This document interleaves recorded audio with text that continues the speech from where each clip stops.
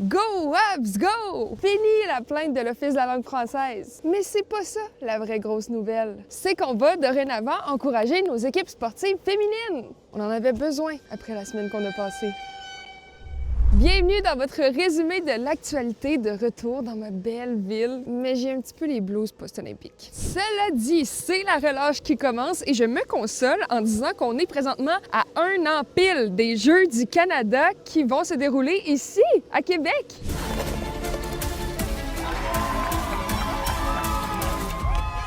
C'est hot que Québec reçoit les Jeux. Mais moi, je voulais rester dehors parce que le port de Québec m'a invité à vous inviter à plein d'activités nice pour la relâche. Je vais vous montrer. Fait que ce soir, puis tout au long de la semaine, il y a la disco glace juste là. Regardez les images de soir, c'est trop malade. Si vous n'êtes pas à Québec, embarquez dans votre char puis venez-vous-en. Tout le monde est bienvenu. C'est full gratuit puis inclusif comme événement. Genre, il y a un DJ dans l'igloo, là. Et on voit le château quand on patine. Ça m'amène à vous dire que j'aimerais que nos écoles au Québec soient un peu plus inclusives. Vous avez peut-être vu passer ce genre de texte assez percutant cette semaine, comme quoi la violence sexiste est en hausse dans les écoles. Selon une recherche de l'UQAM et de la FAE, on voit de plus en plus de graffitis sexistes, opposition au féminisme, des gestes haineux. C'est une réelle tendance qui a été soulignée, puis il faut absolument en parler pour que ça cesse.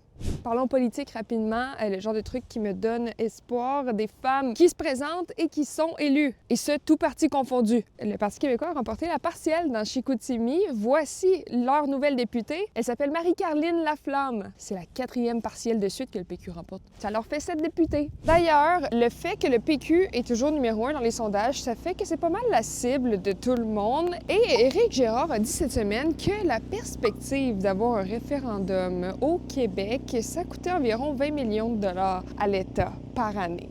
Où il a pêché ces chiffres? Difficile de savoir. Mais je suis pas peu fière de ma transition de pêche parce que juste ici, là, c'est le village nautique du port de Québec. Puis tout est inclus, là, votre équipement, seau, canne, appât, permis. Parlant de permis, ça change pour les prêts à boire à base de spiritueux, donc de gin, vodka, puis tout. Ils pourront être dans les épiceries et dépanneurs. C'est fini d'être obligé d'être à base de malt. Et surtout, fini le monopole de la SAQ. Je voulais juste vous dire un autre truc qui change. Les commerces de détail vont avoir la possibilité d'élargir leur heure d'ouverture potentiellement de 6 h le matin à 21 h le soir. C'est pour donner une plus grande flexibilité aux entrepreneurs. Mais là, ça change rien pour les boutiques érotiques qui, elles, peuvent rester ouvertes plus tard le week-end. C'est important de le préciser. Faites-nous rire dans les commentaires, là, les coquins qui sont restés jusqu'à la fin. Et bonne relâche! Appropriez-vous le fleuve, c'est cool!